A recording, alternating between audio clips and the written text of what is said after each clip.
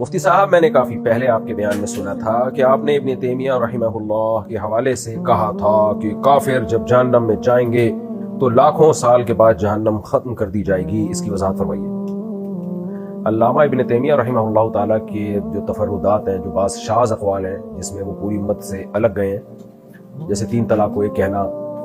اور ہر طرح کے موضوع پر مسا کے جواز کا قول لینا، اور اگر کوئی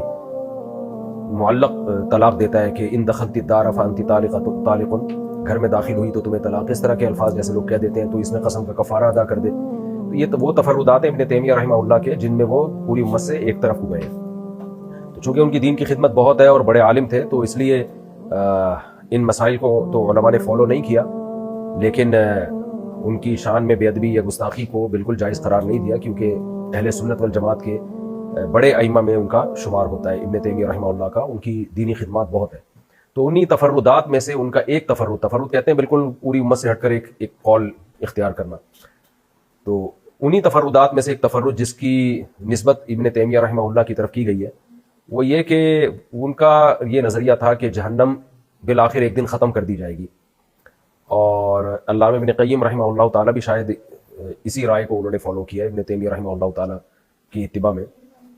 لیکن یہ قول بھی دلیل کے لحاظ سے بہت کمزور ہے۔ ان کا خیال یہ ہے کہ ایک طویل عرصے کے بعد جا کے نا اللہ جہنم کو اور جہنم میں رہنے والوں کو ختم کر دے گا، ملی امیٹ کر دے گا، فنا کر دے گا۔ تو یہ قول جمہور کے بلکہ اجماع امت کے بھی خلاف ہے اور قرآن و سنت کی واضح نصوص کے بھی خلاف ہے۔ یہ ان کی ذاتی رائے تھی جو قرآن و سنت سے ثابت ہے، خالدین فیہا ابدا، ہمیشہ ہمیشہ اس جہنم میں رہیں گے۔